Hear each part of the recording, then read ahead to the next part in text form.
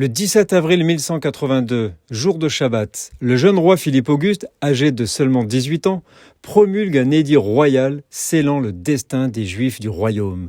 L'expulsion est décrétée. Il leur accorde un délai de 3 mois pour la vente de leurs biens personnels. Cependant, il confisqua les biens immobiliers, les maisons, les champs, les vignes, les granges et les pressoirs.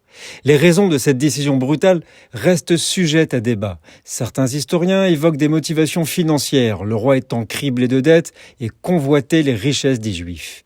D'autres avancent les arguments religieux, nourrissant le sentiment d'anti-judaïsme qui couvait à l'époque. Il y avait également une forte opposition au sein de l'Église catholique à la présence des Juifs dans le royaume, et l'expulsion des Juifs a été vue comme une manière de satisfaire les demandes de l'Église. La raison officiellement donnée désigne les Juifs responsables de calamités diverses, mais l'objectif réel est surtout de renflouer les caisses royales, bien mal en point en ce début de règne.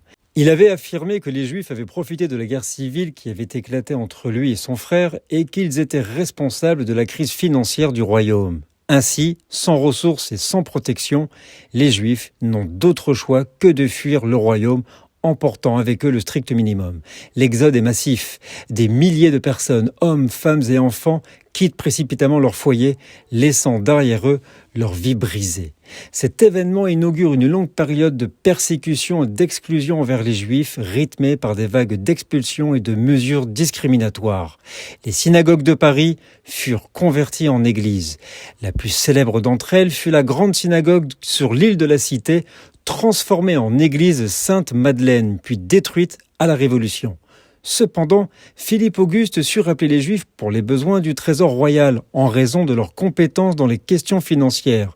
En effet, les Juifs autorisaient le prêt à intérêt aux non-Juifs alors que celui-ci était interdit aux chrétiens. C'était le 17 avril 1182, le jour où les Juifs furent chassés du royaume de France. À demain.